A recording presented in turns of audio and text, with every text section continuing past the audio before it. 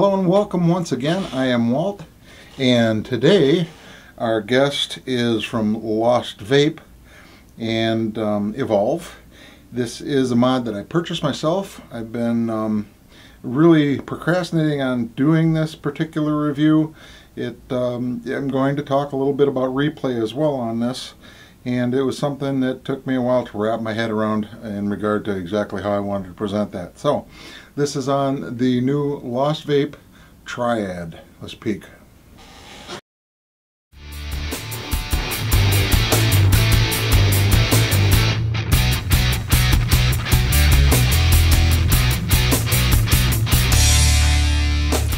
Inside the box we get a warranty card and a user's manual, a USB upgrade and charging cable, and we get this little guy in case you want to use the unit as a power bank and you can charge up your pod system, I guess. And here's our unit. I got the all black one, and you can see we've got the USB port here, 3 buttons, up and down, and select.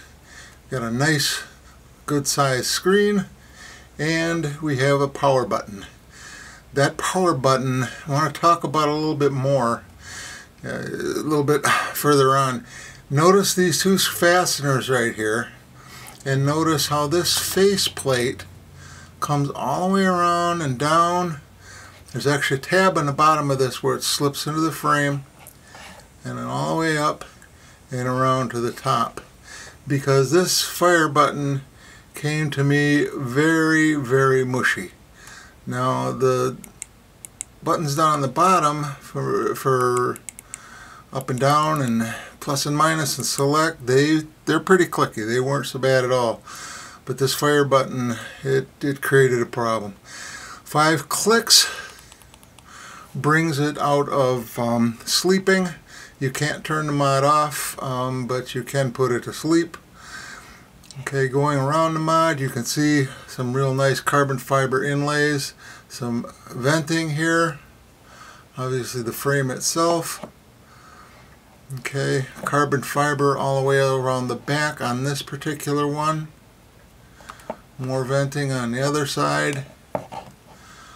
On the bottom, pretty plain.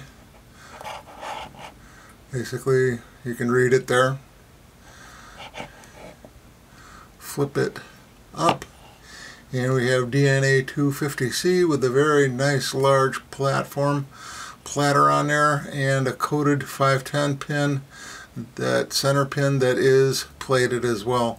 This whole thing is bolted into the unit from the top, and it will hold up to a 25mm atomizer with 0 overhang. The battery compartment on each side, there's a little place here to slip your fingernails, and that pops right off. You can see where we have a couple of magnets on the top and a couple of snap points on the bottom. This does fit tight, okay? And if you have re-wrapped or double wrapped batteries, it may not fit down all the way. It really is kind of tight. Batteries come out very easily, real easily. There used to be complaints about the Lost Vape mods getting the batteries in and out of them. Not this one. Obviously the polarity is clearly marked, not brightly marked, but clearly marked. And watching the polarity, just push up against the spring-loaded portion first and slip the other end in, just like that. Obviously then this just slips over top of it. You gotta watch your alignment a little bit, because like I say, it's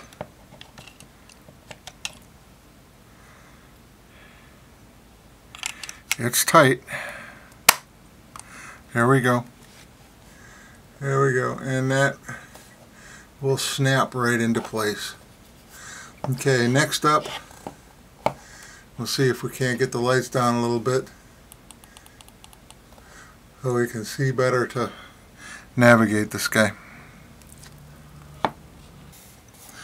Okay, navigating this guy, your up and down buttons will highlight the area that you can select. The select button will do just that. It'll select it. Here we've selected the mode, and we go watts, watt boost, nickel, titanium, 316 stainless steel, 430 stainless steel, Kanthal, replay, and background to watts. Should I select watts, I can go into here and I can change the setting in the wattage. I can go into settings at any time. I can get in and I look at the atomizer. I can have it remeasure. Okay. I can move down and I can turn on and off boost here. Okay, I can go back, I can go into puff info, I can read the last puff and see what it looks like. Go into diagnostics, and it gives us a whole bunch of parameters to look at. I can go into system, and I can change the brightness, the time, the date, the units, whether they're Fahrenheit or Celsius. And you can go into about and look at the puff, number of puffs you've got, serial number, etc. And you can go back. So from there, I'll go back again. Let's go up to the top. Let's go into watts. And you can go into watt boost if you like. And there again, you can change this over here, the boost, and the level of punch that you want. Now we're going to go back and back, go up to the top, go to the next one, nickel, titanium, stainless. That's the one that I like to use. I can go down one, I can change the wattage here, the wattage you want applied to it, although it doesn't mean a whole lot, and we'll talk about that. Here I can go into the temperature and change that, 5-degree increments and changing that, and that pretty much takes care of that. Go back in, and Kanthal is exactly the same thing as using wattage. And replay. And with replay, what you do is you select it and you put an addy on here and you start using it. Maybe you're going to change the wattage a little bit. Maybe the wattage isn't quite warm enough vape, so you go in, you push your wattage up a little bit, you take a few more vapes, okay, and you keep on doing that, okay. And then after you take your first puff, it's not going to show it here, but after you take your first puff, in that little window, it's going to say save, okay. So at any point in time, when you find that perfect puff, okay, you can navigate to that save inside of that window and press this, and that window will change and it'll say playing. Okay, so that's when you're actually in the replay mode, where it's actually replaying every puff, and every puff is going to be the same. And there again, we'll talk about that a little bit more in just a second. And that's about it, at least with the theme that's provided. Now, obviously, this is Evolve DNA, and you get the Evolve software with it, and there are a ton of things you can change in there, including the kind of information you may want to see on the screen, and how it's laid out, how it's presented. That's all up to you. I'm not going to get into that for the purpose of this review, because this would be like writing a book. It could go on for quite a period of time. So there's just the Evolve chip, the Evolve DNA chip, and as it functions within the Lost Vape Triade mod. So, okay, let's let it go at that. I'm starting out here testing in variable wattage mode with the lowest resistance that I have on hand for testing, and with the most power that I feel comfortable pushing through this thing. The true resistance was 1.18 ohms. The mod read that as 0.19 ohms, extremely close. Power was set to 200 watts. The voltage achieved was 5.88 volts. The power achieved was 182 watts, pretty close. And the rise time was 100 milliseconds. Not a super fast rise time, but respectable. Second test was with that same resistance, however set to 80 watts, something more reasonable. 3.72 volts achieved and 73 watts delivered, very close to that 80 watts. A little bit quicker rise time at 60 milliseconds. Both graphs show a real nice flat DC signal.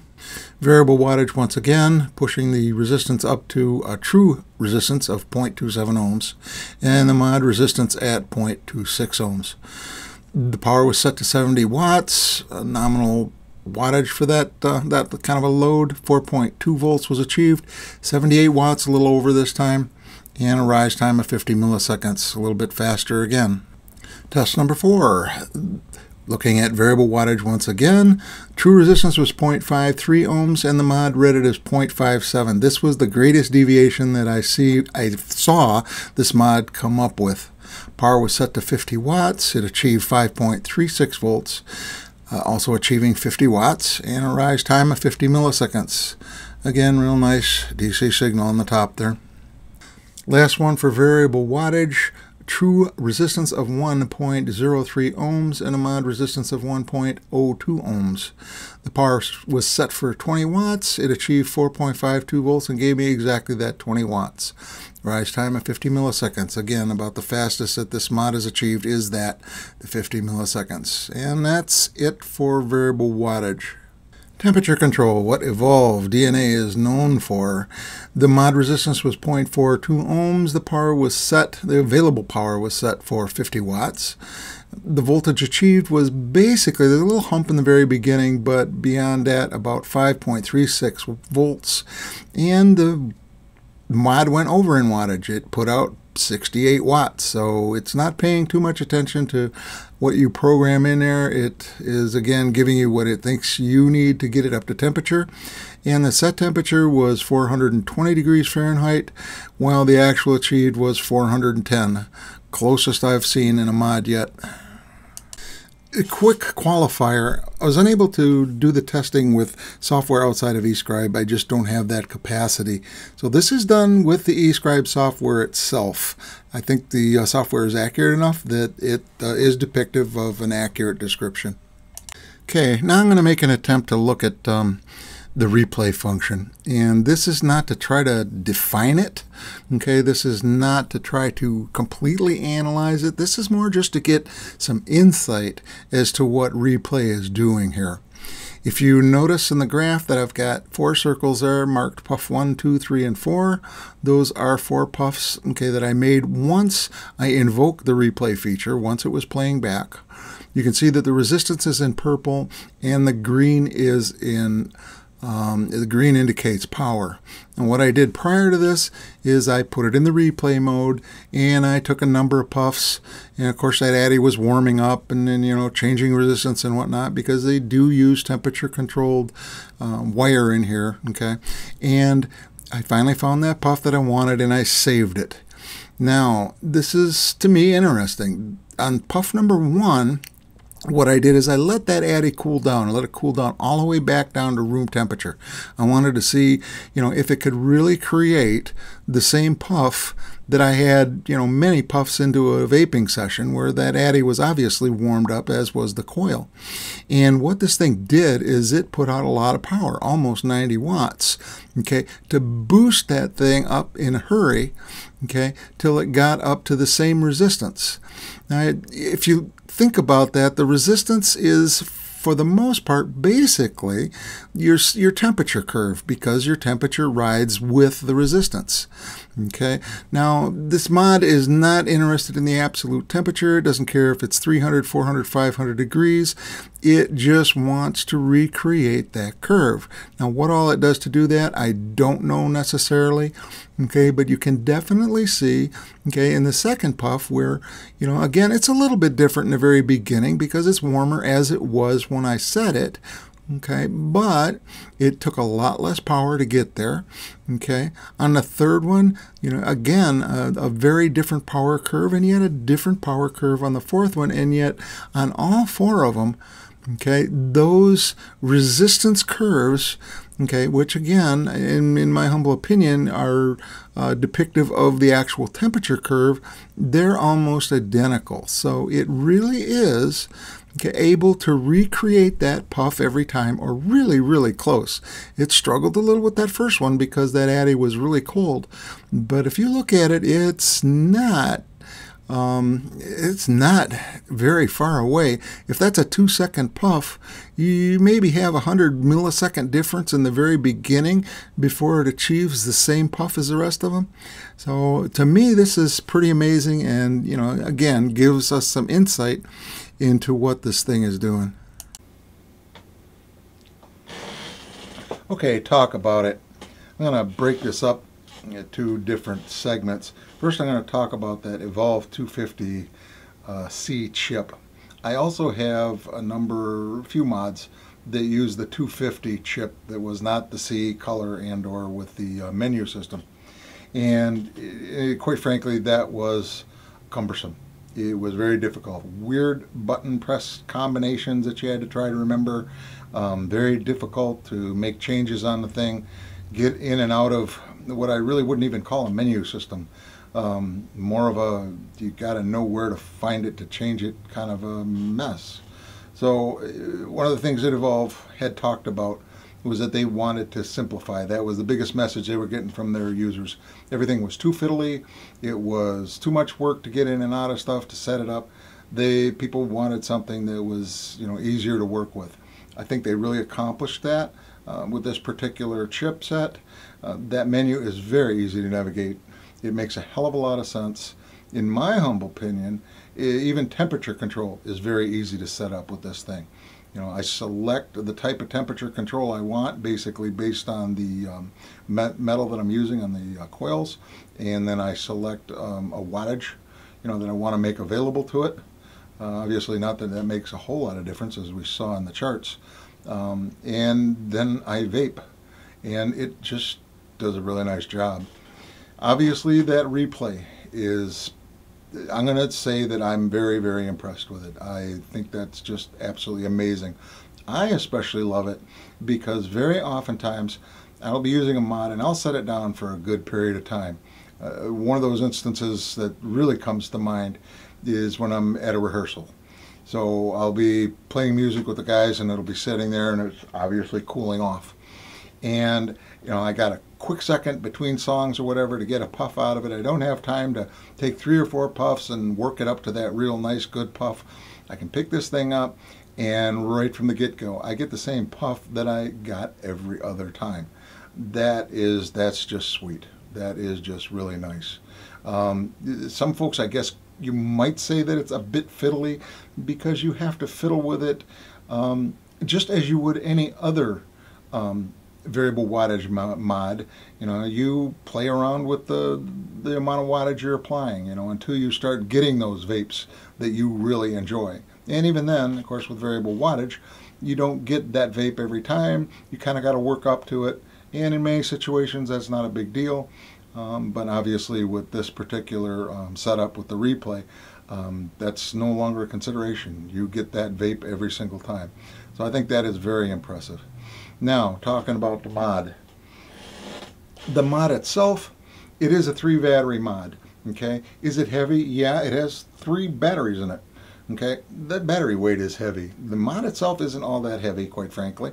It's bulky. 3 batteries, that's bulky.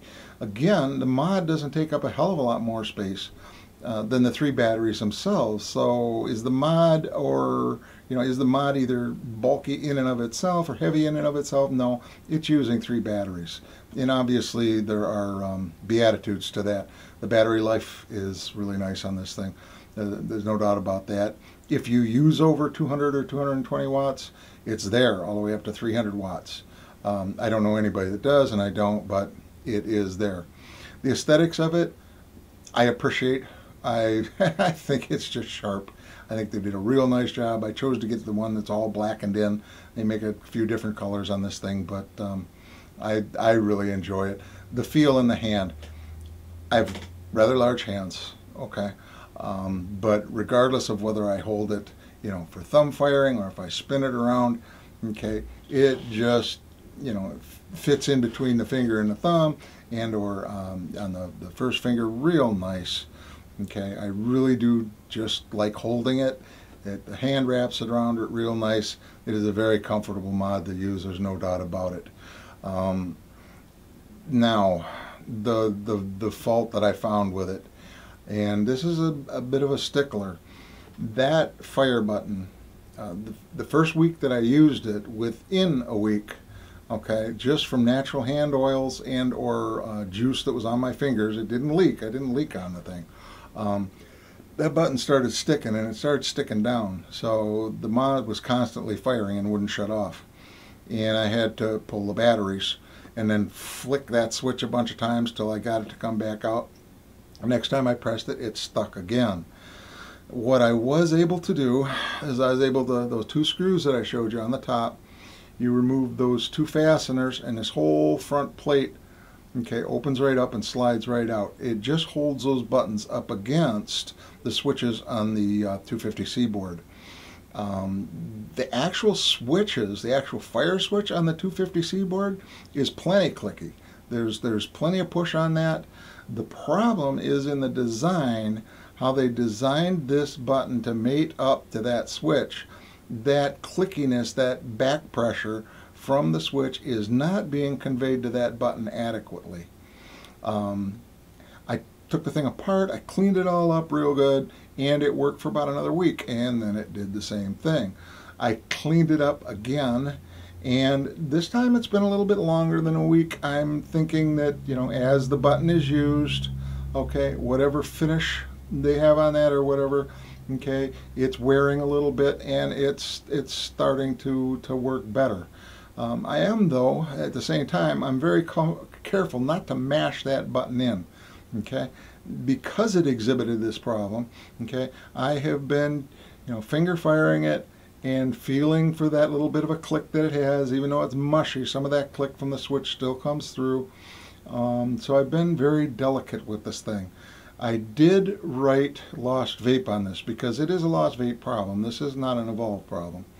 And this was unfortunate. They chose just not to respond. I'm on a number of forums. I've discussed that with a number of people. That seems to be the norm with Lost Vape from all the responses that I got. Other people who have tried to contact them with problems, they get no response as well. That's a real shame. There's no doubt about it. And I am going to and am just expressing my disappointment there, because outside of that, you know, this is a real fine mod with a real fine chip. Okay, a company can make a mistake in a design. You know, maybe it's you know, how they painted it, the thickness of the paint, or whatever. Okay, they can make a mistake on that, and that's not end of the world by any means. You know, every design doesn't come out perfectly. Okay, but to just not respond and not address it, I just find that unacceptable. So, you know, where does that leave me? You know, I'll probably buy Lost Vape again. They make damn nice products, good stuff.